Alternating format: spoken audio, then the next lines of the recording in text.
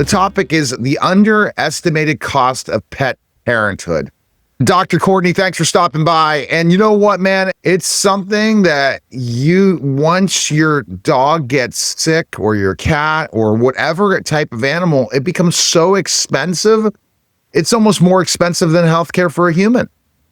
Listen, I hear that sentiment quite frequently that veterinary healthcare costs can be more expensive than on the human side, but there is one distinct difference, and that distinct difference is insurance, right? And so that idea of where you have hope for the future that meets the financial reality, a lot of times you bridge that gap with insurance. And we get a chance today to talk about unique financial instruments that can help bridge that gap. So when you put that in clarity, like you just did, about how when your pet gets sick, it affects families and it changes the entire outlook of the future, that really resonates with me, which is why I'm happy to talk to you today about it.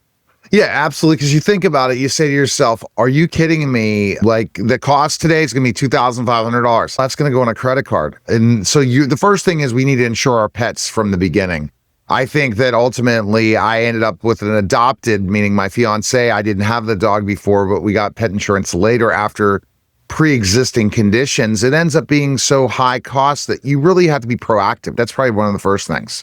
You certainly do have to be proactive. And you're right. I sit across from families every day at my practice, and sometimes they will have tears in their eyes because they feel like this cost or the financial reality may be a betrayal of their love for their pet. And I just want to tell all pet parents out there, it's not, right? It is a financial reality that you're confronted with when you're seeking veterinary health care. So I hear you loud and clear. There's a couple of things that I think are really important. Number one, you mentioned the word credit card. And I think that having the CareCredit credit card provides a financial instrument. It provides an access to care that I think is really important. So that's number one. Number two, looking at Synchrony's lifetime of care study, looking at that specifically, so many pet parents are going through the exact same thing in which they underestimate the cost of services for their pets. So I think two things. Number one, if you underestimate the cost, but now you're hit with that reality, now you have a flexible solution that can make it more manageable. I think that adds access to care. Absolutely. And so that CareCredit is something, and we do utilize it. And it's so important. It's so nice because, okay, it gives you that opportunity, and you really have to look at who takes CareCredit and define the difference between CareCredit and putting on a regular credit card. So CareCredit provides those flexible payments, right? So in the event where you're confronted with a veterinary health emergency or a pet health emergency, and you're confronted with these costs, it can be a large out-of-pocket expense initially, but that's where CareCredit credit card sort of bridges that divide and bridges that gap and says, hey, listen, you don't have to necessarily come out of pocket with these costs. In addition to that, the sort of CareCredit combined with pet insurance, essentially Better Together campaign, provides you with zero out-of-pocket costs because you have pet insurance and then you're using a CareCredit card for those upfront costs at the veterinary office. So when you combine the two and then you look at the idea of having flexible payments and flexible solutions, that provides an access to care. And then there's two other things that I think are really important.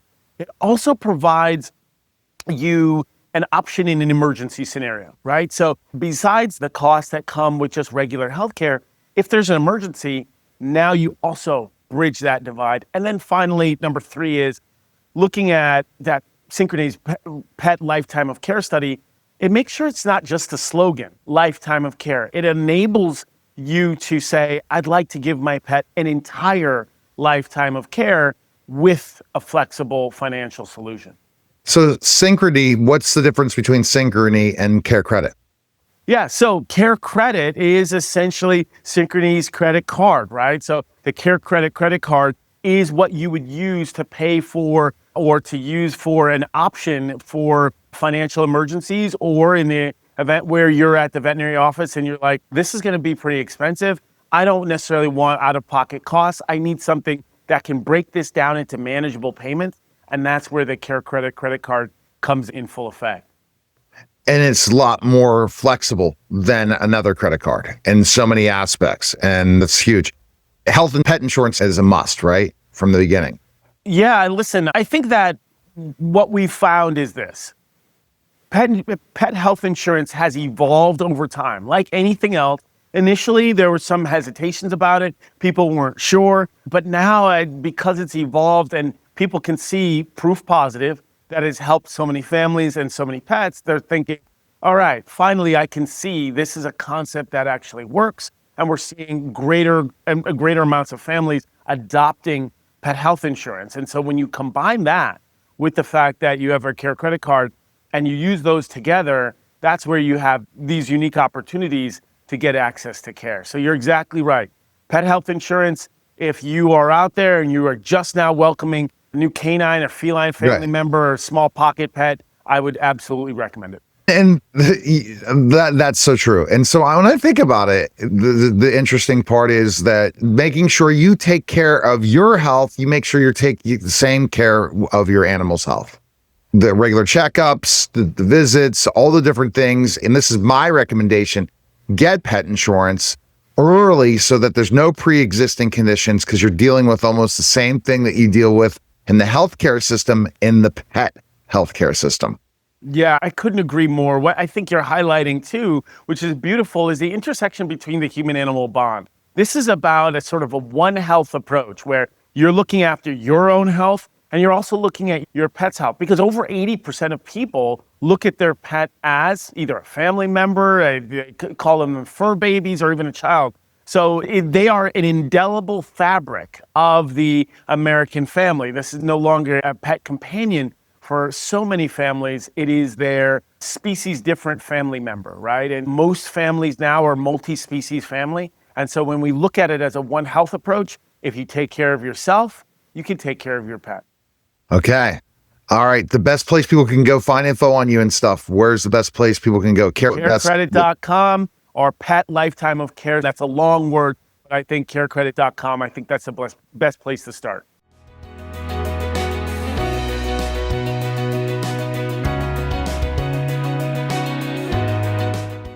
He's going to talk about Goldin auctions, and I'm excited to talk to him about opens Hollywood props and memorabilia auction of iconic film artifacts from Indiana Jones, Star Wars, Marvel, and more.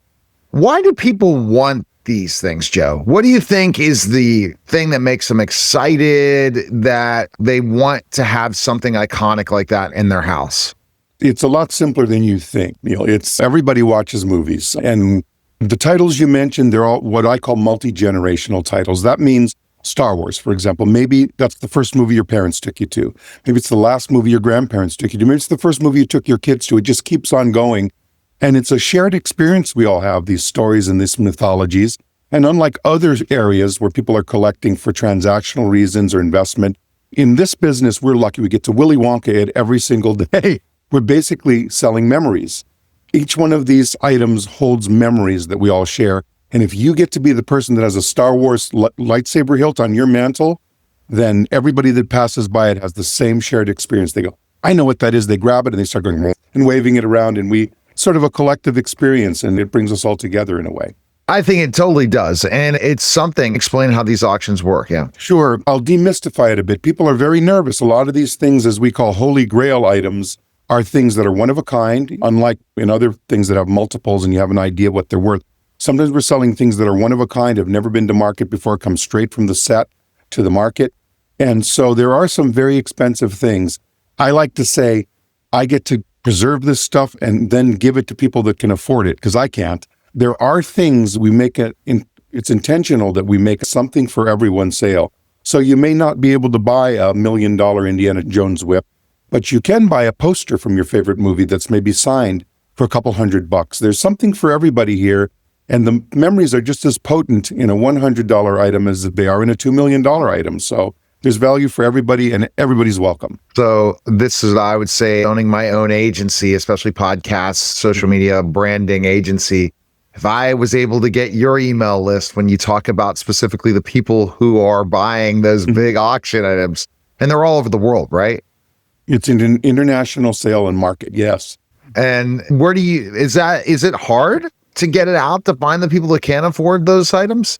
It's a funny thing because as I said, it's such a shared memory. Star Wars is such an international, universal, galactic hit and blockbuster that half the time the fans and the audience have the footwork for us. We put it out there and we do all the promotion, that we do our diligence in making sure everybody who would want to know knows. But then there's tons of foot soldiers who wish they could have it and tell the next person and tell the next person. So it's the kind of thing that everybody buzzes about, making our job a little easier and making sure that these get into the hands of the people that love them. Because, as I said earlier, there's the perk of my job is we're preservationists. These things would maybe sit in a dumpster, or many of these things were not meant to last beyond production. So the fact that there's people like us and you and me that would love to have it and hold it and share it and take care of it is a great service to the legacy of filmmaking and the stuff we love. And what separates you from other auction companies when it Well, comes? Ken Golden is ever ambitious. He wants to share everything with everybody. He's like the Pied Piper of the auction business. He never loses his enthusiasm and excitement. And in deciding to come along with us and bring me and the team in to start really focusing on Hollywood memorabilia and props, he's let us do something that the other companies, the bigger companies like us, can't do. And that is we curate really nicely designed boutique sales where we can give everything attention. And we also, since we're film lovers, we take the time to do introductions and to celebrate the people that made the pieces. So we'll do an introduction where somebody else might say, oh, here's a Mary Pickford photo. We'll say, hey, Mary Pickford was one of the benefactors of the Motion Picture Television Fund, and she was a great philanthropist. And this is a way to support the legacy of this person. Because if you think about it, every year, some star falls off the edge of the universe from the silent era as the audience fades away. So it's always great to have an opportunity to stoke interest and introduce these old figures, because there's a thread that goes through everything, right? If we love King Kong, there's a thread that goes from that to Steven Spielberg and Jurassic Park. So we like to connect the dots as well. It's a fun job, and we're part historian, part salespeople.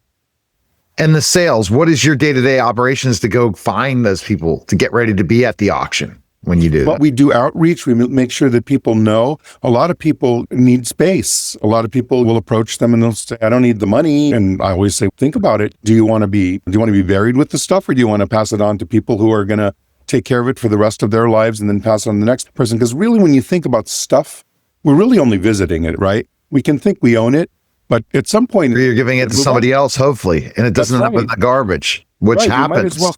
Not everybody's family appreciates this stuff either. I have collectors who tell me, yeah, I've amassed this collection, but my kids, for some reason, they just don't care about it. So I'd rather pass it on to somebody that's going to love it like I do. And the set stuff is just like the gold, but you have other collectible items that have value. We all know Star Wars figures from years and back in the 80s are still worth a lot of money. So you have a whole collection. Do you do more online, or do you have other big in-person auctions as well? We do have auctions that go live and that are happening, that are curated golden auctions. And then there's also, with our relationship with eBay, there's an opportunity to have daily sales. So we run the gamut from really concentrated big ticket items and one-of-a-kind collectibles down to some commercial collectibles, just like you'd find in sports cards and things like that. We might have Star Wars cards, or we might have some magazines from back in the day. That stuff all becomes valuable as time passes and there's less and less of it. Some of it, when they print a run of, particularly in the 70s, before people slap the word collector's item and everything, you figure, even if they made 100,000 copies of something, how many kids like me read them to death until they were confetti, and how many end up lasting until now? Things do become rarer with time, and the condition of them becomes important too. So thinking about the on-set stuff, that mean the real iconic stuff that literally Indiana Jones, Harrison Ford touched, or some major star touched, how do you gather this stuff at this point in time, being able to get those things from the sets? As we get older, people go in their closets and say, wow, I worked on this 40 years ago, 50 years ago, 30 years. What am I doing? It's sitting here. I should pass it on. The family of the Bahamas. And people just start thinking about divesting of stuff that's been sitting and gathering dust. And if they run into us, we'll let them know what the value of this stuff is, and that they can, A, pass it on to someone that'll take care of it, and B, make some money to enjoy while they're with us. And it becomes pretty easy. Word of mouth becomes a big factor. Our outreach. Some people don't even know what they have. I've talked to some actors who are like, I'm going to throw away my script. And I'm like, wait a minute. Why would you throw that away? It's paper and it's, wait a minute. That is the closest thing someone like me is going to get to a time machine to travel back to the set of this movie I love. Oh, but it's got lipstick stains on it. Great. But it's got a coffee ring on it. Great. It's just signs of being there. One person's junk is another person's treasure. Could never be more true than in our business. And when people do it, it's because they want to bring back those memories. So finding the people that are going to do the $1 million ones, do you have a list, or do you just go out and outreach, or you have a great sales team to find them? We have an amazing sales team. We're plugged into social media, and it's so much fun because maybe it's a sales job. It doesn't feel like it. It really feels like we get to shout from the top of the mountain about this cool stuff that we have and that we get to handle. And we wish we could keep it. We can't, but maybe you can. It would be nice for us to know you have it because you can afford it. You'll enjoy it. You'll share it. So it becomes really fun to do outreach and to try to find the people. And remember, it's not only individuals, institutions, museums, all kinds of places shop with us because there's lots of organizations that do a serious job of preservation and collecting our movie heritage. So there's many different sources of money. There's some collective groups who will get together as an investment to get something, or sometimes it can be a fan group that wants to have this holy grail item on display as they share their love of a particular title or particular character. And it just goes on and on. Wow. What is the best place people can go check everything out? Go to golden.com and you can see all of our catalogs. There's sports, pop culture in general, our Hollywood auction, which is just crammed with things, everything you can imagine from Star Wars, Harry Potter, and mostly screen-used material, things that you can get a replica Harry Potter one that's pretty, but if you have, is from the movie and handled by the character, you've got a pretty special item there that is one of a kind that you can celebrate and that people will ooh and ah as they walk past it. Do you have some live auctions coming up where people can be there with the auction? Do you do some of those events? We're working on that. Right now, what we do is we have the auction going for a certain amount of time. In the case of the Hollywood auction, about a month. And then toward the end, in the last days, we do a color commentary, which is like a live calling of the auction, where I and other Hollywood experts will sit and we'll talk about the nuances of things. Because if you think about it, our catalog goes from the beginning of time in movie making to just yesterday. So we'll sit there and we'll say, here's some black and white bromide or gelatin silver photographs of this silent movie star. And there's no silvering and the corners are really sharp. And we'll try to give some context to the people that love this stuff, who are much better experts than us in their particular field, try to give as much nuance and as much detail as we can so that they can bid with confidence and they know what they're getting when they bid for it. Joe, I have a co-host that sometimes comes on board, but I'm asking this specific question. Joe, and it comes from Greg Hanna from Toss C3, and we do a lot of co-hosting together. So Joe, what is the most important thing in life you've ever learned? The most important thing in life I've ever learned is stuff and people are people. And we really collect people. We don't collect things. And in sharing and having an interest in history and the legacy of something that we all share, that's as exciting as movies are to all of us, you collect some amazing people and you find out that politics, religion, and all the things that separate us melt away when you find common ground with something that you love with a passion together.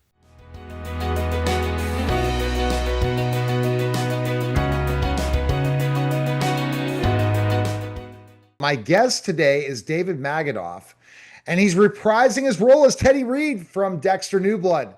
David, thanks for stopping by, man. How are you? And I just can't get enough of Dexter. Then you're living the right life, Neil, because there's a lot of Dexter coming your way. So here's my history of Dexter. The creator of Dexter that wrote the book was at the Miami Book Fair years ago. My co-host, Eric Remmel of Life Improvement Media, ended up interviewing him. I interviewed some other people that were stars no one would have known at that time, because I've been doing this for about 15 years and 15,000 interviews of how big Dexter would be. So when you auditioned for the role at first, were you a Dexter fan? It sounds like all the credit goes to you for putting it on my network. You're right. So then, So why are you not getting residuals? That's the real question. I'm waiting for that. You can be my agent. Go ahead, David. I'll send you a couple of bucks. Thank you.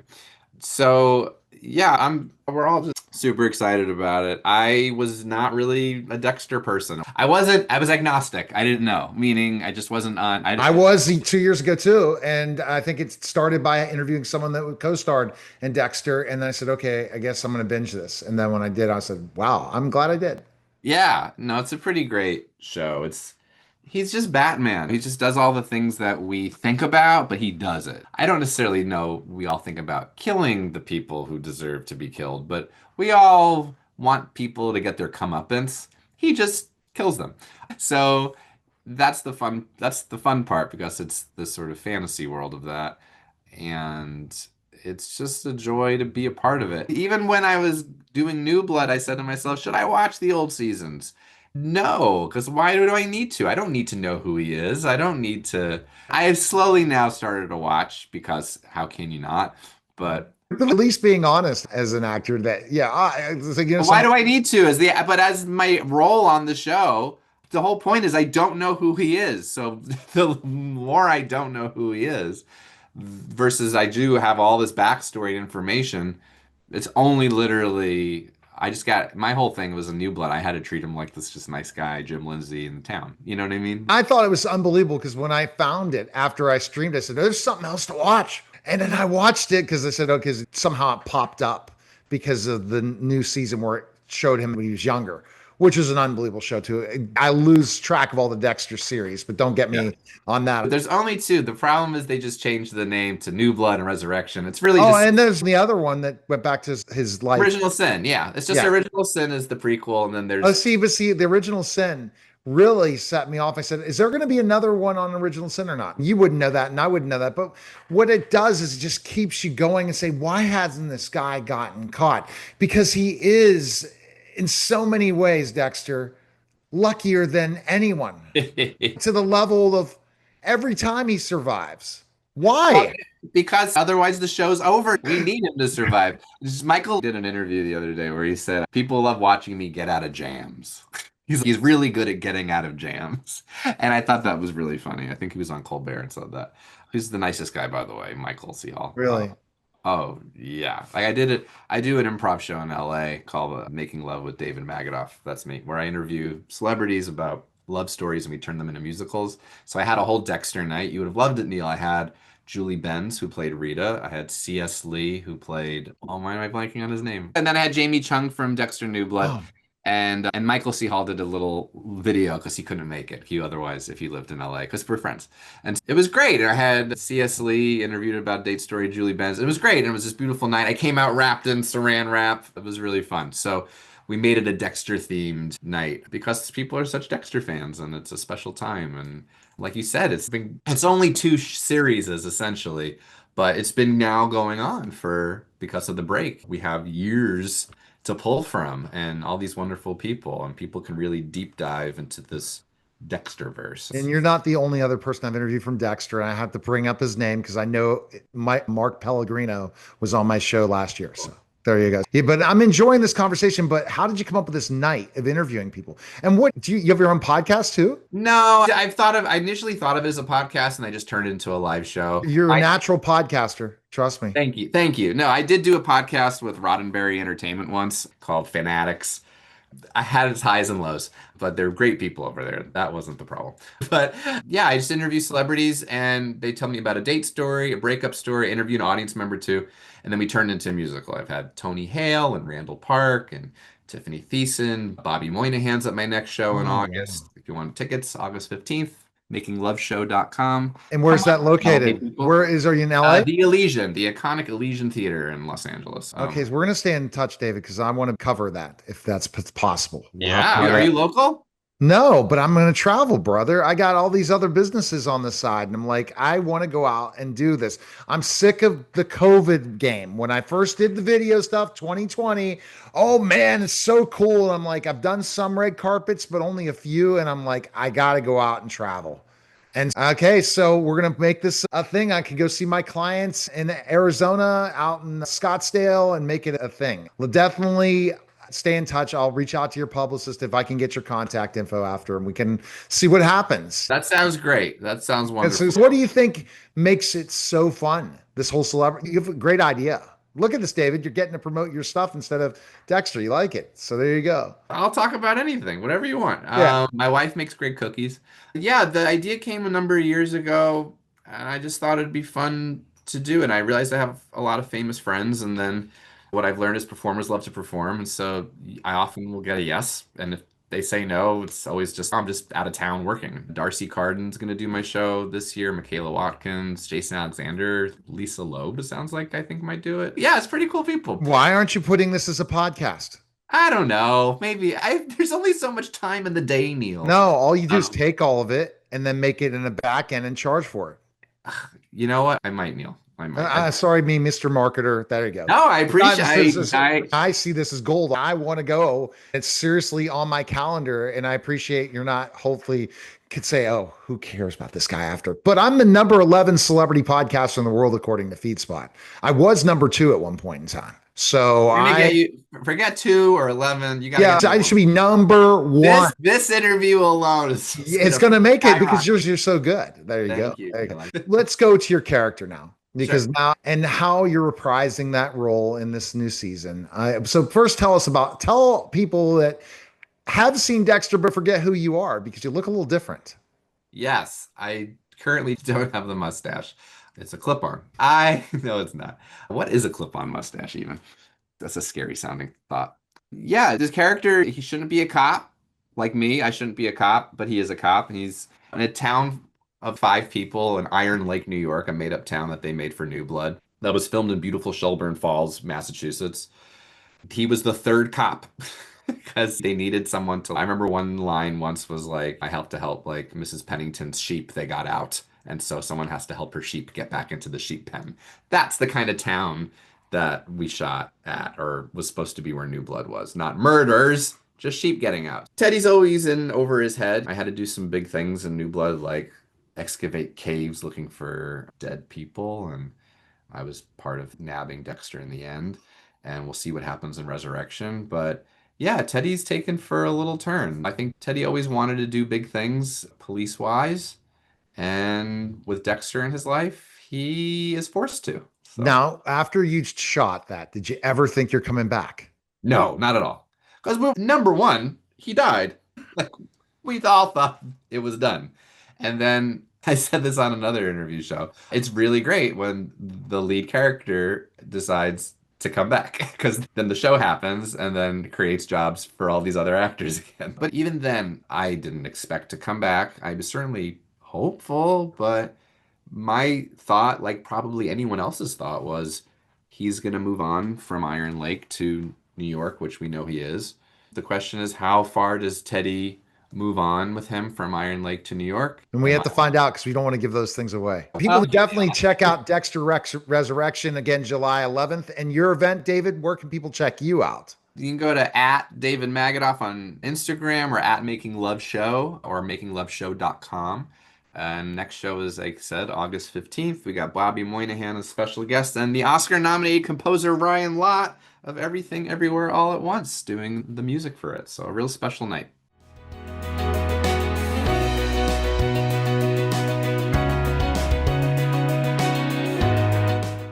We're going to talk about the Omro heist, and we have a bunch of people with us. So who else do we have with us, Simon?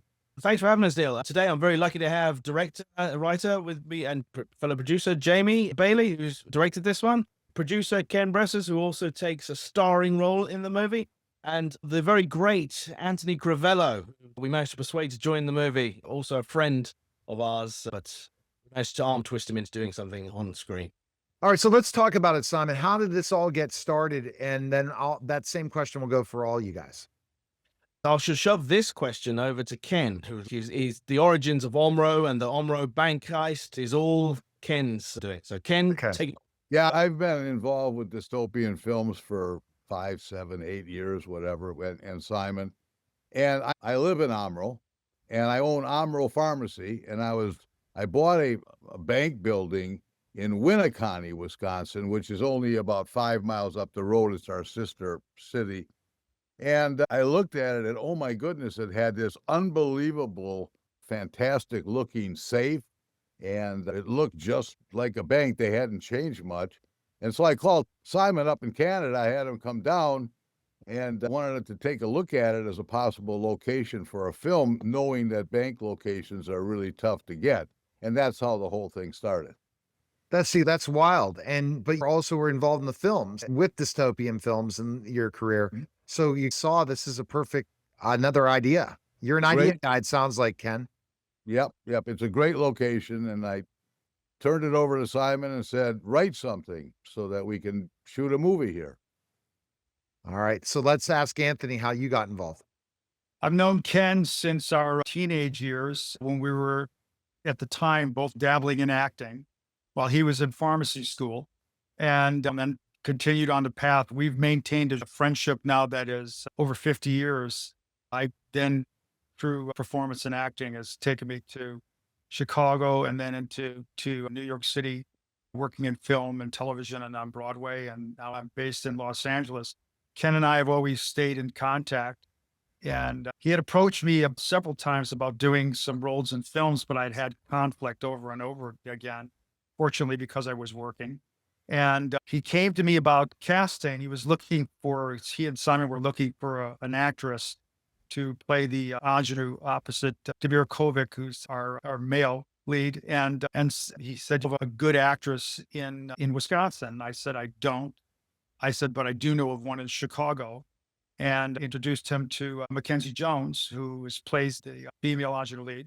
And then from there, Ken came back to me and said, "Listen, there's this really great role of this police chief. I think he'd be terrific in it." And I looked at my schedule and said, "You know what, this is going to work." Met Simon, and eventually then met Jamie, and the rest is history. Going back to what Ken was saying about location, it wasn't just the bank. It was the logistics that Ken and Simon were able to pull together in Amro doing an independent film was really amazing. Because besides that vault, there was 2 vaults, and in the interior of the bank, we were using the back of the bank, and the bank was operable. It had one of those chutes where you could do deliveries of deposits and things like that. Ken had relationships with part of the police chief. There was a restaurant, a little diner down the street that got involved as well. And so they were able to access all different kinds of locations. And then fortunately too, if you see the film wonderfully with Jamie on board and what is being done now with independent films, getting drone shots, getting stuff that make the film that much more sophisticated in its look. Yeah, I'm looking forward to seeing the film. I'm going to be interviewing more of the cast in next interviews.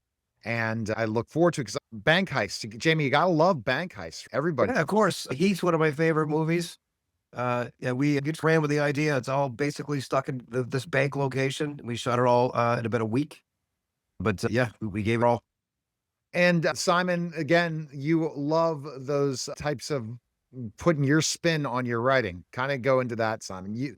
I see that in the Mousetrap and how you're able to do it. You come up with these spins and the way you write films. I see from I had the location first. So sometimes we do this. We look at what we have available. Like we made movies like The Mousetrap because the option was available to make something with Mickey Mouse, or we made a movie on a submarine once because we found a submarine. We do that. And they go, "What will the movie be about?" And you're like, "Let's go take a look at it, and then we'll use it to its fullest." So that's what happened when Ken bought the bank. It had a vault and it had these wonderful areas, and it had, as Tony pointed out, it had this like chute and stuff like that. Some stuff we add on the day because we see it and it looks exciting, and some stuff is by design. But we reverse engineer a bit on where we can flex the most. And in the meantime, Simon manages to carve out a small piece of that to write some nasty villain that I enjoy playing, which is only because it's so different to me in real life. I'm actually a very nice person. I can't interview saying that. I'm actually a really nice guy. Yeah. I'm sure all guys will back me up. So Ken, what do you see from how Simon puts his twists in as a writer? Well, actually, the whole movie, and without giving anything away, is a twist. It's much more than a bank heist, and that was the major twist of the movie. And so, yeah, definitely. I've worked in a lot of Simon movie, actually. We've partnered, I don't even know, on a good 8, 10 movies already. And yeah, it's a lot of fun. And there's a lot of things that we will change at the last minute because we take advantage of opportunities. One of the things that we did, if other independent filmmakers happen to be listening, is we kind of happed onto something that really worked well for us. And that was because we shot it up here in a more or less populated part of Wisconsin, we did a preview of it on the big screen, wonderful theater. And to thank all the volunteers and all the people in the area that had helped us some way, one way or another on the film. And it really helped us because we were able to watch our movie on the big screen with the great sound and everything else. And we immediately sat down and said, you know what, we could make this even better. And we came out with a second cut, and that's the cut that we used to do the premiere in Milwaukee. And I'm telling you, the difference between the preview and the premiere was excellent. So I would encourage every independent filmmaker, when they get down close to that final cut, to put that thing on a big screen and watch it. And bring 20, 30, 100 people to see it, get some of their feedback. Man, really helped us a lot.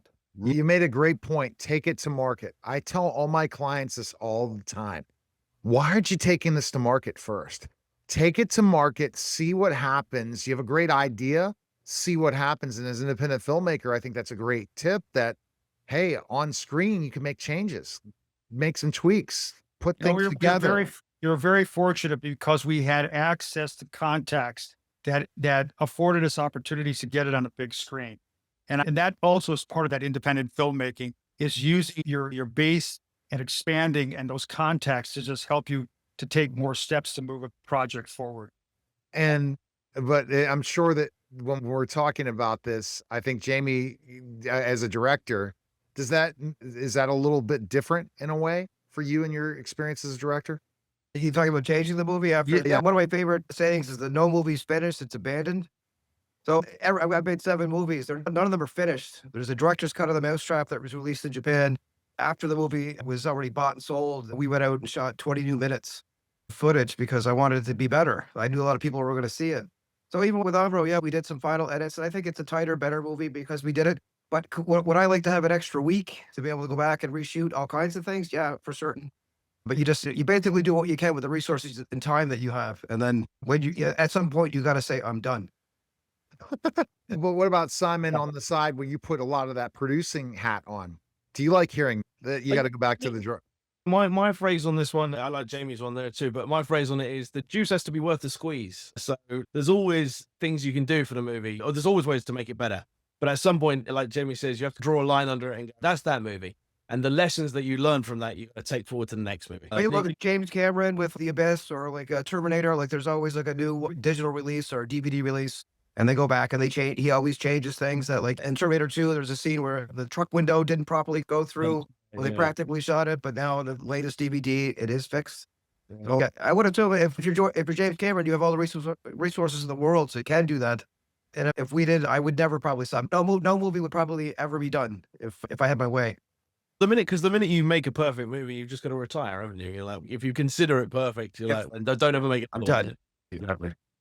All right. So Ken, what do you think is going to happen to filmmaking now with series being so popular? Where are movies going to go? That's my question, because I love watching movies, but I get so hooked in the series. I know. And I had that discussion last evening, in fact, and you're right. You're seeing people that weren't doing it as far as the draw in movies, especially post-COVID, and they're getting into series and doing fantastic in series. And it's interesting because 5-6 years ago, we had a couple good episodic pieces, and they weren't doing as well. Today, they would do much better. People like it. And also, people like to binge. They don't mind watching if you will, a 20-hour movie in episodes and just watching it straight through in 2-3 nights. And so where are movies going to go? I think you're going to see more reliance on people watching independent films, because a short hour and a half film that's very good, they're going to watch it. I think the big benefit too of independent film is that we can make movies that like Netflix and Amazon and Apple, they're all making things that are based on algorithms now. And it has got to be existing IP if anything's made. There's very rarely a brand new movie is made. That's But great. like that does leave market slice open to independent filmmakers like us that can tell the stories that they're not telling, and they're not making those films anymore because it doesn't have a superhero in them. So I think it creates a great opportunity for us. And also too, movies like Terrifier that made over $100 million. That's a small independent film that cost like $2 or $3 million budget, and they made $100 million off it through a theatrical release. So I really don't think theatrical is dead. You just have to have a product that people want to see. If you make that, people will come to the movies to go see it still. Well, I see independent films as anything independent, an opportunity, independent writer, authors in the publishing game, independent professional wrestling has gone through the roof, even though the WWE and all these other top organizations, I'm a former professional wrestler, so I'm going to bring up that factor that the opportunity to create something unlike anything else, Anthony, brings why you're staying busy so much with independent films. I talked to a lot of my friends who are actors. They're working a ton on different things, but they're independent projects. That's it. And the dynamic and the model for what is the big studio films. I'm here in Los Angeles right now, and the industry has completely changed. And so the opportunities, because of the internet and because of streaming, et cetera, and you have these good young filmmakers. And the other thing that's made that the whole dynamic change is technology has changed. And I'm talking about the sophistication of a small camera now, where the big studios had access to all of that equipment. You could do so much more now because just purely the hardware has changed and offered different ways of making a much more sophisticated project. And for actors as well, it's looking at that whole diversification of what you're going to do with your career and continuing to sort of generate product and put it out there. An opportunity like this, working with young filmmakers, we were just talking prior to interviews today, Wisconsin now is giving incentive, just announced a 30% incentive tax break for the state of Wisconsin. Okay, there presents the possibility of recouping immediately what is the initial investment. And it affords opportunities for young filmmakers, independent filmmakers, actors, and then it's a trickle-down effect. It's the very thing that is hurting Los Angeles right now, where artists here, technicians, et cetera, have fled Los Angeles because it's just not affordable. It's what is affordable as well. And then maximizing what is the profit margin on the back end. I was talking to a lot of actors about that too. They don't have to be in Hollywood anymore. They can be anywhere they want to be, which is a really huge and important thing. And I see the independent films, and you're giving a good sense of, Anthony, the opportunity still for independent filmmakers, because they got to keep creating. We got to have creators. Just the evolution of AI does not end the creative end of things. AI is just a tool. It's not going to be the creatives that these amazing geniuses that are out there. And Ken, that's where the opportunity for a filmmaker to come up with an idea. As with you being involved in dystopian films and the whole process, should we give up as filmmakers? This is a question because I'm going to bring this up because I have tons of independent filmmakers watching. I speak to them all the time as a marketer and say, don't give up. Your idea can be there and the stories are out there. Ken, you still see it such an opportunity, right? In this industry. Oh, definitely. You also have to watch what genres are popular. Right now, our focus has been on faith-based films. It's huge. Yeah. It's really huge. And people want to watch stuff like that. People, an hour and a half, you get out of your day, you watch something, and at the end, you feel inspired, you feel good, you feel happy. Well, who wouldn't want that? It doesn't all have to be, this is the new movie star and the new, and another action movie that, is going to be crazy and hectic and everything else. A lot of times people just want to relax and watch a good story. Yeah. And you brought up the faith bait. That's a great point. And the process is that it's building, and I'm working on it with a faith person that I'm involving the marketing side and starting a potential OTT network. So interesting when you brought that up, Ken. I crack up with these different things. I got this PR opportunity to interview you guys, and last minute said, I'm going to jump on this because everything's booming again, and I'm excited. And Simon, is that why you're cranking out so many things? You're impressive. A lot of times only people are doing one project every 3 years. Look at you, what you're doing. Oh, you're on mute, Simon. Go ahead. Sorry, our model is slightly different because we reverse engineer things a little bit based on the opportunity of what we can make. We've been doing it to keep budgets down, so kind of profit margins slightly healthier, but it means making more stuff to make it worthwhile. Like you could make a $5 million movie and that might take you 2 or 3 years, or in that same space, you could make 10 movies. And then it's spreading risk a little bit. Yeah. Cause you only need one of those projects to be a massive success, and then it will carry the other 9 sort of. Yeah. It's keep making movies. I would encourage all independent filmmakers to keep doing that. But I know a lot of friends that spend about 5 years making one movie. And what happens is they make the movie, it comes out, And it isn't, the juice isn't worth the squeeze for them because they spent 5 years doing it and it didn't get the accolades or the financial rewards or something. So they put all their eggs in one basket there, which is a dangerous thing to do if you're very dependent on the result. Whereas we have lots of things happening. So our enjoyment of the industry is based on a catalog of work. So we do a lot of things. So I can't believe I wanted this because this is what my listeners and viewers want. But everyone needs to definitely check out the Umrah Heist. And you, Simon, you'll be able to say this, but I wanted to get one more person in this conversation, the feed, looking at things and seeing Jamie. Where are you seeing filmmaking? Everyone's feeding into this. Where do you see independent films, and do you see the opportunity bigger than ever in fundraising? And if I wanted to invest in a movie myself, Jamie? I think it is a great time. There are the Terrifier 3 is the best holy grail kind of example, but there are other movies like The Substance. That's a bigger budget than Terrifier, but independent films made by really smart people that have that's something to say. Or just Terrifier 3 is just highly entertaining for a certain market. And the reward, if you can plug that into a theatrical release, or like the rewards can be really good. And that's what makes me really excited. And I'm hoping that we are able to do that with some of our films moving forward, that we get the proper theatrical release, you get the proper buzz around it. And then the sky's the limit, really. All right, Simon, where can we check out the film? Best place? So it will be streaming July 29th, and I think the biggest place is Amazon. So check it out on Amazon Prime, July 29th, The Umrah Heist.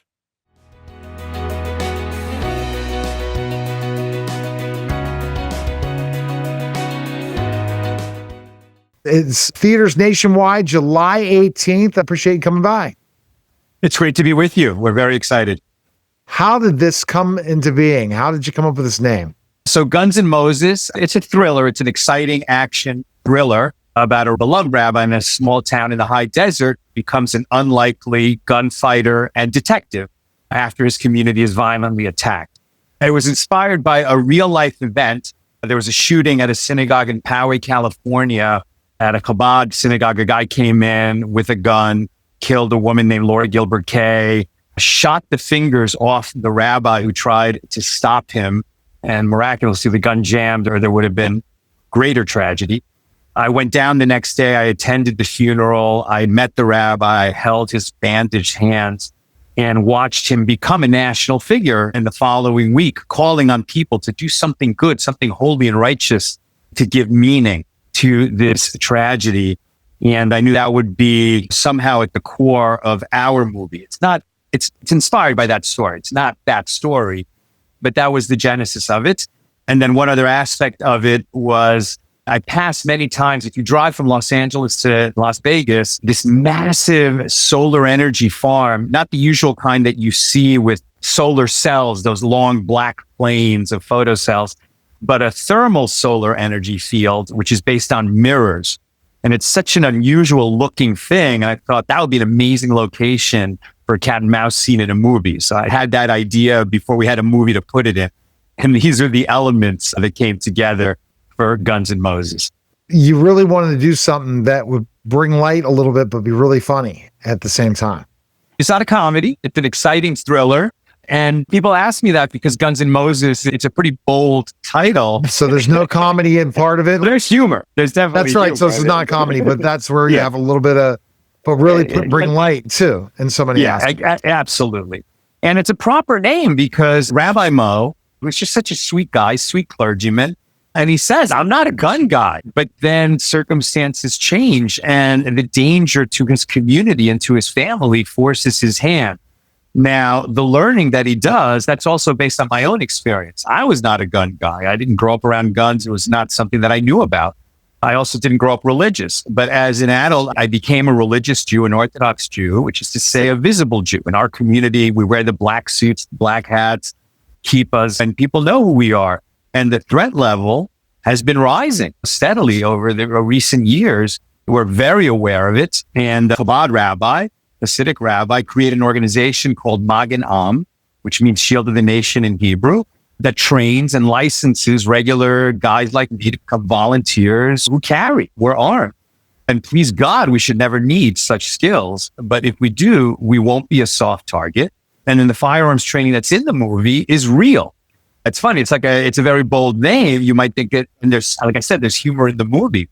but something that you've never seen in a Hollywood movie where people have to learn how to shoot all the time. But what is it? It's a few tin cans on a fence, right? Some music, and 15 seconds later, the guy can shoot. That's not the real world at all.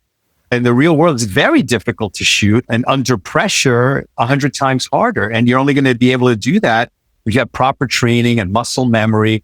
And so when the rabbi is learning in the movie over the course of a few scenes at a shooting range, trigger press, sight picture, let the bang surprise you, slow as smooth as fast. Anyone who's ever learned to shoot in the real world will recognize that this is real world training, but it's never been in a movie before. And so we're bringing that in the firearms community, and the Second Amendment community really appreciates it. So you not being that gun guy, it was intriguing in so many aspects. Yeah. And there's so many things that when you get into the details of it, create fascinating scenes and story points when you're pursuing authenticity, right? You've had very stereotypical Jewish characters in movies, whether they're shticky comedies, Larry David, Adam Sandler, and you have dead Jews in the Holocaust. When you talk about people of faith, Hollywood has not a good attitude toward faith and people of faith. And it's always about people leaving their faith or realizing that they're too smart to have faith in God, things like that. Whereas a life of faith is very intellectual and sophisticated and demanding. Our tradition is 3,000 years old. It's been practiced by really bright people for 3,000 years. And there's so much to say that's interesting and that hasn't been on screen before. And the things that are on screen before. So where do you, like, when you're thinking about putting all these characters together, where did you come up with these kind of interesting ideas of just the whole storyline, and to really to look back, hey, we're going to fight back. We're not going to let this just go on and have these tragedies. We're going to have somebody who's going to fight back, but yet bring faith to it as well. Yeah. So it starts in the real world. Like I said, it started with a tragedy here in California. It started with our organization, which now has hundreds of guys who are involved, who are taking this seriously. Jewish world at all. You had an attack in a church in Wayne, Michigan quite recently. And thank God there were armed congregants there who stopped him before he could do more harm. I wish guns were necessary. They're loud. They get dirty. There's a lot of unpleasantness about them. It can be fun also. The reality is that there are bad people who are intent on doing harm and doing evil. And we have to be prepared for that. We have to live in the real world. And so this opens conversations about that. The movie also plays as a murder mystery. And so it has to be effective. In that sense, tradition of De Palma and Hitchcock, Coppola, the great murder mystery thrillers of the 70s. There's been a kind of crushing sameness to what Hollywood has been putting out, I think, for a long time. These sequels and prequels and reboots and retreads. Even this summer, you're seeing so many of these big It's crazy. movies. You're at least giving yourself something different to go and see in the theater. Oh, yeah. And these huge movies, Hollywood, they rarely make money on them. They treat the theatrical release as a big ad campaign. And it's challenging for smaller independent films like us just to get the screens. Now, we are opening on, thank God, on July 18th, next Friday, July 18th. But we're not in 4,000 theaters or 2,000 theaters. So in the cities where we are opening, people got to come. They got to come week one and support this movie. They're going to enjoy it. They're going to have a great time. And we're in AMC. AMC looks carefully at the theaters where we're starting it so that we can spread, so that we can grow. So it is so important that if you care about a movie like this, our trailer at gunsandmosesmovie.com, I'm sure you're going to find it like, that looks like a kick-ass movie with values that I can get behind, and then get behind it by showing up. But you've seen these faith films, people that have done this. Yeah. Countless times. That's what you're hoping, right? Yes, absolutely. And it's a little different because when you talk about faith-based films in America, they're Christian films. This is a faith-based film that very much is Judeo-Christian principles and will appeal very much to the Christian and audience of faith, but it's a little different, right? It's a rabbi in the lead role. We are so fortunate, so blessed to have allies in this time of danger, people who stand not only with the Jews in America, but with Israel and Jews around the world. And we've never seen such overt anti-Semitism in our lifetimes. I certainly was aware because my grandmother carried my mother as an infant through a concentration camp. My grandmother's Hungarian. And my grandfather was murdered in a different Wow. camp. So I grew up around the Holocaust and this idea of never again. Now we thought, Grandma, I understand what happened in Europe. Nothing like that could happen in America. People in America aren't calling for the murder of Jews. And they are now. Yeah. So is this a very important opportunity for a Jewish-based film in this way of faith to go into the theaters and really be groundbreaking? What has Yeah. been your feedback in the marketing so far? What are your hopes for the 18? We hope to sell out those screens in the cities where we are, in New York, in Philadelphia, in Boston, several cities in Florida, in Dallas, in Houston. We're not everywhere. We can get to everywhere. The feedback has been tremendous on X, on Instagram. There are haters who will spew their hate, but thank God there's also a flood of love and people who are really interested and intrigued. There just hasn't been a movie like this. I think so much of what we look for when we go to movies is to be carried away in an experience that's something we haven't seen before. And we will deliver that. You're going to have fun. It's an edge of your seat thriller with characters and situations you haven't seen before. How has the Jewish community come out for this in your hope? You said you hope to have a lot of Christians coming to the film, but how's Yeah, that? the Jews are definitely getting behind it. It's been an interesting time. If you want to talk a little bit frankly about current events and politics, Jews in America tend to be very liberal and vote on liberal issues. And a lot of them have had an awakening since October 7th about how much support there is for the Jewish community and for Israel on the right side of the aisle. I think there's just first of all, a lot of definitions are changing. I think so many of us are closer to the middle, whichever side we're on, we're a little bit close to the middle. We all care about freedom. We all care about safety. How much safety are we going to give up to get freedom? How much freedom are we going to give up to get safety? That's what we can argue about. But we have so much more in common. And this is a movie that really respects the values of America. There was no reason to put profanity or nudity in the movie. And so we didn't add those elements. They're just not there. They don't need to be there. But what we do have is compelling characters in a time of danger pursuing the truth in a mystery. All right. Best place people can go. Right now, you want them to go. Where should they go? GunsandMosesMovie.com. All right. Well, fantastic. GunsandMosesMovie.com and Fandango. Tickets go on sale July 10th. Thank you. It's tomorrow. They go on sale tomorrow. So you can get tickets at Fandango or AMC, wherever you get your theater tickets. They go on sale tomorrow and it opens July 18th.